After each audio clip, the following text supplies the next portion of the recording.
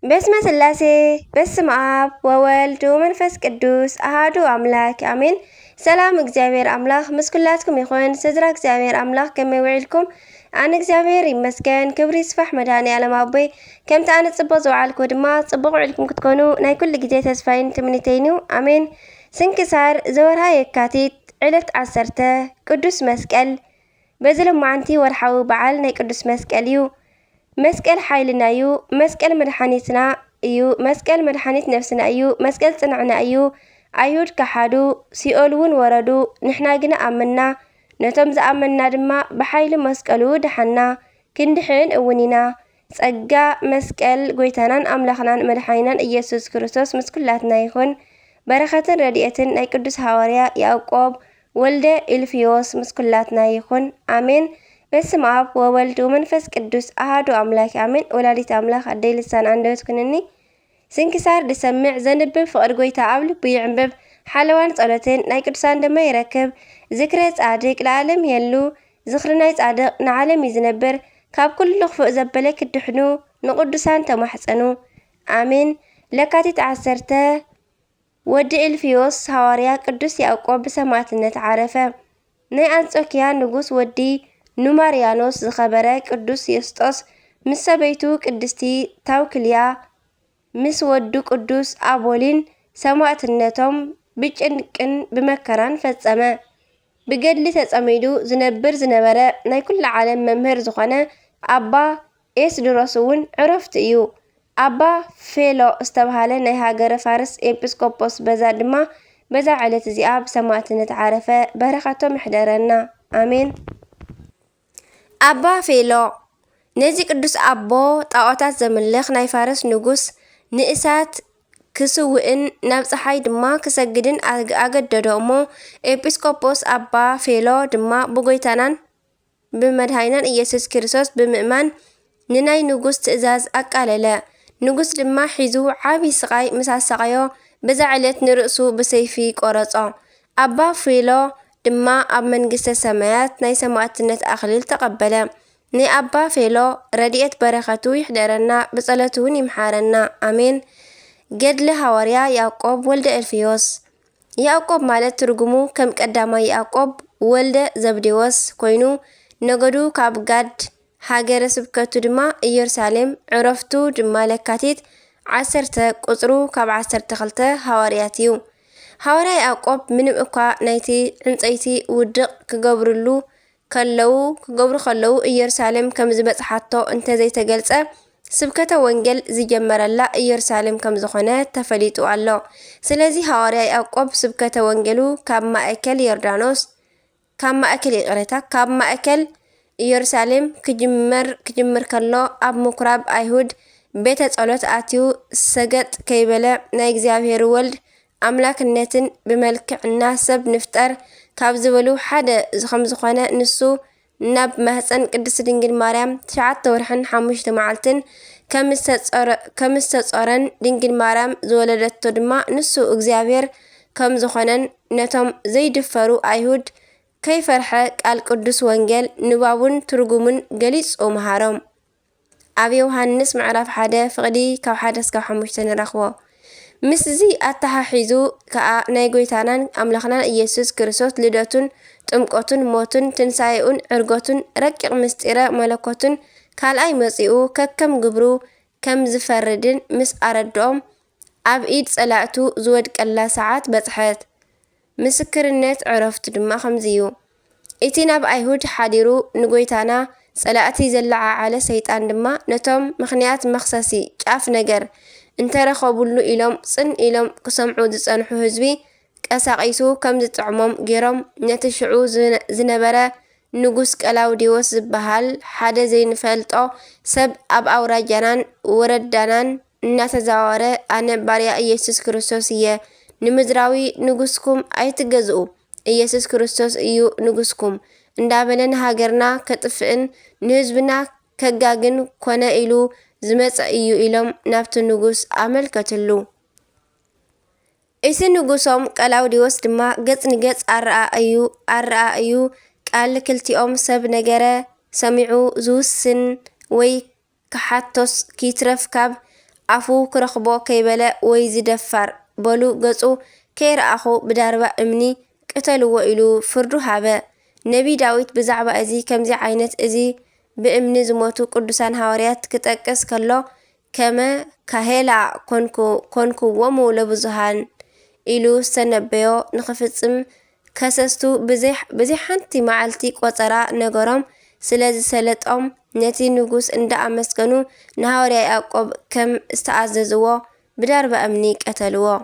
ብድሕሪ እዚ ከዓ እቶም ከሰስቱ እንቋዕ ደኣ ቀተልናዮ እምበር ሕጊስ ሞት ከም ኣዳም ኢሎም ፋሕ ምስ በሉ እቶም ምእመናን መጺኦም ከምቲ ንእስጢፋኖስ ብጻዩ ዝተገብረሉ ሒዘኑሉን ኣብ ውሽጢ ቁጽሪ ቤተ መቕደስ ኢየሩሳሌም ቀበርዎን። በረከቱን ረድኤቱን ምስ ኩልና ህዝበ ክርስቲያን ይኹን ኣሜን። ከምኡውን ኣባ ኤስድሮስ ናይዚ ቅዱስ ወለዲ ኣብ ሃገረ ምስር ዝኸበሩ ሃብታማት እዮም። ንሊቃነ ጳጳሳት ንኣባ ቄርሎስን ንኣባ ቴዎዶስዮስን ድማ ኣዝማዶም እዮም። ብዘይ ኤስድሮስ ድማ ውላድ ኣይነበሮምን። ኩሉ ናይ ቤተ ክርስቲያን ትምህርቲ ድማ መሃርዎ። ደጊሙ ድማ ናይ ዮናናውያን ናይ ፍልስፍና ትምህርትን ናይ ከዋኽብቲ ኣካይዳን ተምሃረ። ብፍልጠቱን ብጥበቡን ድማ ካብ ብዙሓት ልዕል በለ።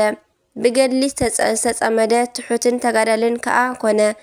ኣብ ሃገሩ ዘለዉ ሰባት ድማ ስለኡ ኣብ ዝሰምዑ ጊዜ ኣብ ልዕሊ ሃገረ እስክንድርያ ሊቀ ጳጳሳት ገይሮም ክሸምዎ ምስ ኤጲስቆጶሳት ተማኸሩ እሞ ንሱ ድማ ነዚ ምስ ሰምዐ ብለይቲ ወፂኡ ሃዲሙ ፈርማ ናብ ዝበሃል ገዳም ኣተወ።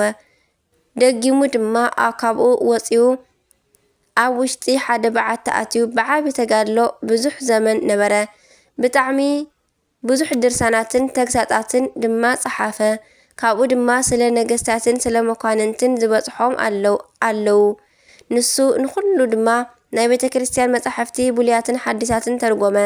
ናይ ሊቅ ናይ ኣባ ኤስድሮስ ናይ መጻሕፍቱ ቁጽሪ 18,000 እዩ ዝነበረ እሞ እዘን ድርሳናትን ተግሳጻትን ድማ ናብ ሊቃነ ጳጳሳትን ኤጲስቆጶሳትን ዝተለኣኻ መልእኽትታት እየን። ነዚ ጽቡቕ ስራሑ ምስ ፈጸመ ናብ ሽምግልና በፂሑ ንእግዚአብሔር ኣደሲቱን ኣገልግልን በዛ ዕለት ብሰላም ዓረፈ። ናይ ኣባ ኤስድሮስ ረድኤት በረኸቱ ይሕደረና ብጸሎቱ ይምሓረና ኣሜን።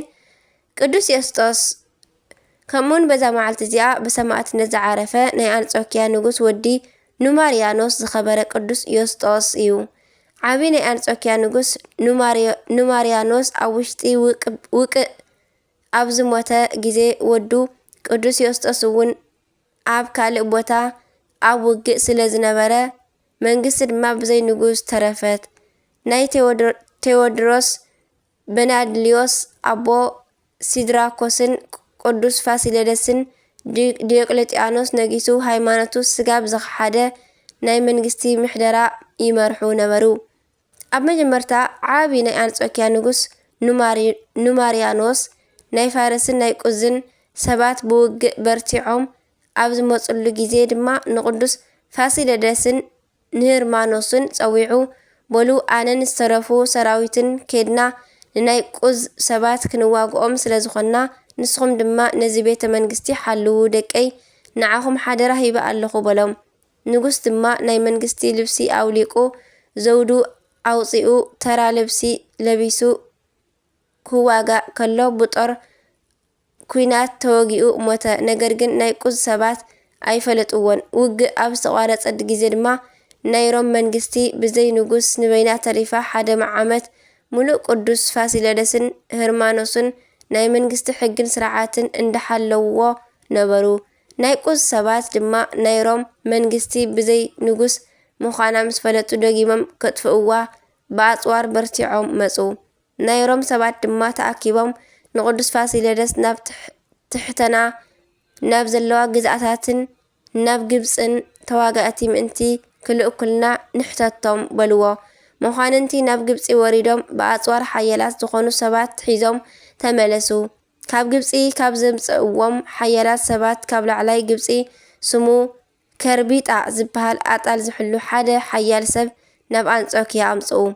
ቅዱስ ፋሲለደስን ሄርማኖስን ድማ እዚ ሰብ ዘፍርሕ ብስራሑ ሓያል ጉልበቱ ጽኑዕ ጨካን ምዃኑ ሪኦም ኣብ ልዕሊ ናይ ንጉስ ፋርስ ባልደራስ ቦይሹም ገይሮም ሸምዎ። ድሕሪ ቁሩብ ኣዋርሕ ድማ ዓባይ ጓል ንጉስ ኣብ ቤተ መንግስቲ ኮይና ብመስኮት ኮይና ክወፅእ ናብ በዓቱ ከኣቱ ከሎ ደረቱ ሪኣ ብሃፀ ዝሙት ተነዲፋ ብጣዕሚ ፈተወቶ እሞ ንዕኡ ሰይጣን ካብ ንእስነቱ ጀሚሩ ይኽተሎ ነበረ። ጓል ንጉስ ወሲዳ ተመርዓወቶ እሞ ስሙ ድማ ዲዮቅልጥያኖስ ኢላ ኣንገሰቶ። ስለዚ ድማ ዲዮቅልጥያኖስ ድሕሪ ምኽሓዱ ሰይጣን መሕደሪኡ ገይርዎ ካብ 470,000 ንላዕሊ ዝኾኑ ክርስቲያን ብግፍዕን ብሰማዕትነትን ዘቃተለ እዩ። ወዲ ንጉስ ቅዱስ ዮስጦስ ውግእ ኣሸኒፉ ብዓወት ናብ ቤተ መንግስቲ ኣብ ዝተመልሰ ግዜ ዲዮቅልጥያኖስ ንጎይታና ክሒዱ ንጣዖታት ከምልኽ ስለዝረኸቦ ብጣዕሚ ሓዚኑ ሰማዕት ምእንቲ ክኸውን ተመነየ። ደቂ ዓዲ ናብ ዮስጦስ ቀሪቦም ንሕና ንዲዮቅልጥያኖስ ክንቀትሎ ኢና፣ ንስኻ ኣብ ናይ ኣቦኻ ዙፋን ተቐመጥ በልዎ። ንሱ ግን ካብ ናይ ምድራዊ መንግስቲ ንላዕሊ ሰማያዊ መንግስቲ ስለ ዝመረፀ እሺ ኣይበሎምን። ብጎይታና ስም ሰማዕትነት ምእንቲ ክኸውን ደኣ መረፀ እምበር። ኣብ ቅድሚ ንጉስ ዲዮቅልጥያኖስ ቀሪቡ ድማ ስለ ናይ ጎይታና ክብሪ መስከረ። ንጉስ ድማ ገና ምስ ረኣዮ ብጣዕሚ ፈሪሑን ሰንቢዱን ጎይታይ ዮስጦስ እዚ ንኽትገብር ዘገደደካ መን እዩ በሎ። ቅዱስ ዮስጦስ ከዓ ንኻሓደ ንጉስ ብምስክርነተይ ደመይ ምእንቲ ከፍስስ እንተዘይፅሒፍካ ንህዝቢ ኣብ ልዕሊኻ ኣላዒለ ካብ መንግስትኻ ከም ዘውፅአካ ብጎይታይን ኣምላኸይን ኢየሱስ ክርስቶስ ስም ይምሕል ኣለኹ በሎ። ዲዮቅልጥያኖስ ድማ እንዳፈርሐ ናይ ዮስጦስ ፍቓድ ምእንቲ ክፍጽመሉ ምስ ሰበይቱ ምስ ታውክልያን ምስ ወዱ ምስ ኣቦልን ናብ ግብፂ ምእንቲ ክወስድዎም ኣዘዘ። ንኽሓባብሎ ድማ ንናይ እስክንድርያ መኮንን ፀሓፈሉ። ናይ እስክንድርያ ገዛኢ ብጣዕሚ ፈሪሑ ንዮስጦስ ጎይታይ ዮስጦስ ከምዚ ኣይትግበር ንዓኻ ክብርኻ ይሐሸካ እንዳበለ ክረዳድኦ እንተፈተነ ቅዱስ ዮስጦስ ግን ናይ መንግስትኻ ክብሪ ከይትስእን ሰማዕትነት ይፈጽመለይ በሎ። ንሱ ድማ ፈሪሑ ናብ ላዕለዋይ ግብፂ ናብ ናይ እንዴና ገዛኢ ለኣኾ። ምስ ኣገልገልቱ ንሰበይቱ ንቅድስቲ ታውክልያ ፃእ ናብ ትበሃል ሃገር ክልእኻ ከሎ ንወዱ ንኣቦሊ ድማ ናብ ሃገረ ብስጥ ኣለኣኾ። ካብ ኣገልግሎቱ ድማ ምእንቲ ከገልግልዎም ብማለት ሓደ ሃቦም። ሰበይቱ ቅድስቲ ታውክልያ ድማ ሰማዕትነታ ብዓወት ፈጺማ ናይ ክብሪ ኣኽሊል ተቐበለት። ንቅዱስ ዮስጦስ ድማ ናይ እንዴና ከተማ ጣዖት ኣምለኽቲ ብዙሕ ምስ ኣሰቒዎ ለካቲት ዕለት 10 ብሰይፊ ርእሱ ቆሪፆም ንዝተመነዮ ሰማዕትነት ድማ ብዓወት ፈጾሞ። ካብ ስጋኡ ድማ ብዙሕ ድንቂ ዝኾኑ ተኣምራት ተፈጺሞም ተረኣዩ። ንሕሙማት ድማ ዓቢ ፈውሲ ኮነ። ሓምሌ 17 ድማ ናይ ቅዱስ ዮስጦስ ዝኸበረ ዓጽሙ ብኽብሪ ተረኽበ። ናይ ቅዱስ ዮስጦስ ረድኤት በረኸቱ ይሕደረና፣ ብጸሎቱ ድማ ይምሓረና ኣሜን።